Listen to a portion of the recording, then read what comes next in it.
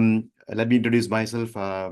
We are a property buyers agents group based in Melbourne. We buy properties all over Australia, mainly for investors.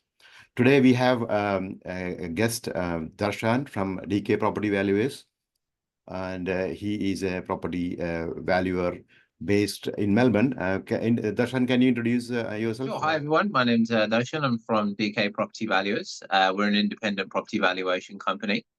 We specialize in pretty much residential properties, and we tend to do valuations for anything non-mortgage related. So mostly taxation, family law, deceased estates, stamp duty, those types of valuation. Thanks, Darshan, for the introduction. Darshan, what is the difference between real estate agents and an independent professional property valuer's valuation? Why should I pay you rather than getting a free valuation from real estate agent? I suppose the first thing to remember is that real estate agents and valuers are different in some sense. So with real estate agents, they can't actually provide a valuation. What they provide is called an appraisal. So they'll come to the property, have a quick look around and say to you, we think we can sell it for X amount. Whereas an independent property valuation is pretty much that. It's carried out by someone who's qualified just to do valuations. So they've spent a number of years studying to obtain what's called a CPV, which is becoming a certified practicing valuer. Once you obtain that qualification, you're a certified valuer and you can go out and carry out valuations. So in terms of the difference between the two, one of them, I suppose, is providing an appraisal based on their information in the market. Sometimes, it's accurate. There's no doubt about that. Sometimes, depending on the purpose behind it, it can be a little bit inflated. But again, it just depends on the agent that you tend to find, I suppose. But with the issue potentially with them is that they're trying to obtain your business. So perhaps there is a bit of an incentive to keep it on the high side to encourage you to sign up. Whereas with an independent property valuation, there's no reason for me, for example, to keep it high or low. It's very much based on market evidence that's out there and what we believe is the true market value of the property. So rather than, normally they say for a $800,000 property, they will say 900, I can get 900 for you. And here is appraisal. And as soon as they get the signature, they will say, oh, no, this is not 900 because of this, because of that, I think it will go for 850. And after a week, they'll say because of this road, because of problems in Greece, prices will be 800. So that's their normal thing. But for you, you also check the market and the comparables, right? Which one? 100%. So for me, I'm a seller. I want to know what exactly my property will sell for. Rather than some lies from I'm not saying lie, but they're just probably they also expect more to get. Sure. So you will be more realistic. Well, to an extent, yes. So it's not necessarily saying that we're going to be a lot lower than what they've quoted. Sometimes, like I said, I've come across a range of different agents. Some can be very accurate compared to the valuation which I've done, which the owner doesn't know about. The valuation that I end up doing and then the appraisal that the agent ends up doing actually end up very close together. So there's they can be really accurate, but sometimes, like I said, if there's an incentive to get your business, they may try and quote high from that point of view, and then it's unrealistic. And the issue with doing that is that the market, it goes onto the market at a higher level than it should. And immediately you kind of discount some buyers or some people who might be interested in looking at it would immediately be turned off, and then it stays on the market for a longer period of time, and it's harder to sell from that point of view. So I think it's important. We also look at it we get inquiries from the point of view that that person might be looking to sell a property, had 3 or 4 agents through, and they've got a massive range. So they might be quoted 800 by one agent, and another agent's quoting $1 million, and there's a big difference there. Like, how much is it actually worth? So we then go in and look at all the market evidence that's available at that point and say to them, look, this is how much it should be go for based on comparable sales evidence. And being an independent agent, you don't have any hidden agenda. You just 100%. That's it. That's the thing with us. We're not trying to keep it high or low. That's really the key thing. Is that we just want to be as accurate as possible. With evaluations, it's important though to remember it's not perfect science. So it's not a case of we do all these calculations, so arrive at a number which is very, very exact, because with all properties, it's going to be a difference.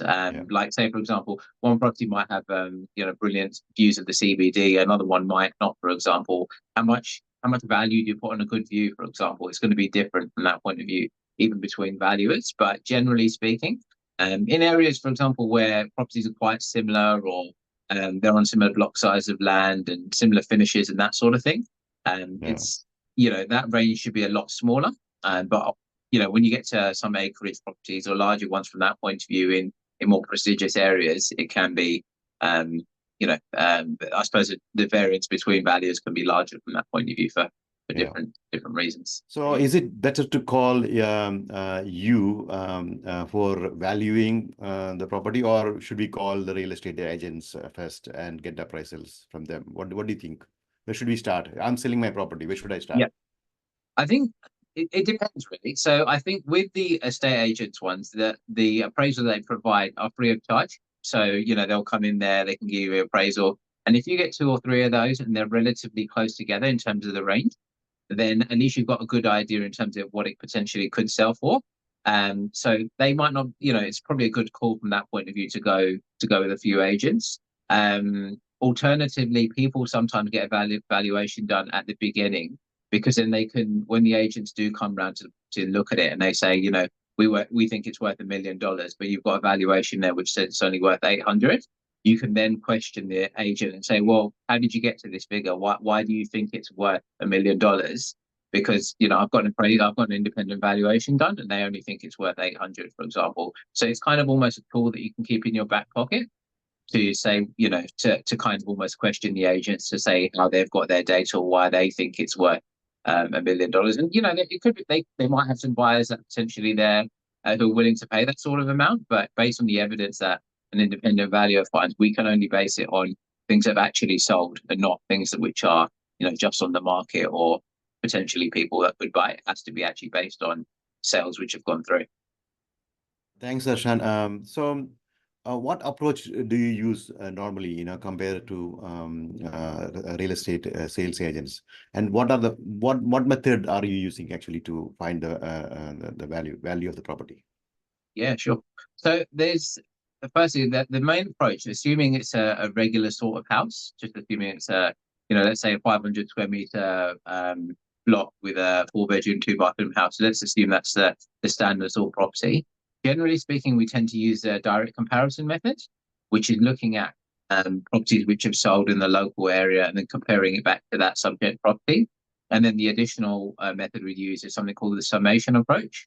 So we look at the underlying land value, and then we look at the improvements, which would be the house, car accommodation, any ancillary improvements. So that would be things like al frescoes, landscaping, fencing, all those sorts of things, and how the value of those adds up to equate to the final value. So those are the 2 main methods you tend to use for residential properties. And an estate agent uses a direct comparison method as well. But perhaps when we do a valuation, we go into a bit more depth. So say, for example, if we were coming to do an inspection, we'd usually be there for about 40-45 minutes to have a good look around at the property. We'll make a note of the condition of it, the fixture and the fittings in there, the quality of those fixtures and fittings, and then we measure it as well to get an idea of the actual square meterage as well. Because then when we're doing our comparisons, we can make sure that we're comparing like with like. Like an agent, for example, may just say, look at the bedrooms and bathrooms and say this one's a 4-bed, 2-bath, another one's a 4-bed, 2-bath. But in terms of square meterage, they could be completely different. So you measure every room. We do, to get a total size. We do, yes, that's right. Yeah. So we do an external measurement of the property, and we for like a regular sort of house, we do an external measurement. So to get the actual living area of the house itself, and then we'll measure the ancillary improvements differently. So the al frescoes and car accommodation, those sorts of things will be measured separately as well. So at least that way, when we're doing our analysis, we're comparing like with like. We're not just looking at simply from a bedrooms and bathrooms, but actually from the size of the property from that side of things. Especially in newer areas, it's okay. But the older areas like ours, Croydon, One Turnoff, Intrigali, Glen Waverley and all, lots of add-ons, there's a pergola there is something there's a barbecue. Definitely, so many add-ons will be there, because it's like so many years they have added And in computerized valuation or real estate, Yeah. I don't know whether they really look into those in detail, you know. Yeah, sure. That's it. I think it's important to I think spend that time, and that's kind of when you get independent valuation. The value should be there for a good amount of time, having a good look at the property, individual rooms, the fixture and the fittings I mentioned, and also just the condition of it. So the other thing to just point out though is that valuers aren't building surveyors. So if there are like defects, which are like serious defects in the building, so if there's like structural issues and things like that, that's not something the valuer they can note it and say, look, we believe that these are some issues with it. But with those ones, you have to get an independent building inspectors come there and actually quote and say, what things are wrong and potential costs associated with that. So valuers are very much just focused on what the market value of the property is. And we do take into account some defects, like minor defects and things like that, which affects the presentation of the property. But structural defects and things like that would have to be quoted by someone who knows how to Yeah, fix those, really. that makes sense. Yeah.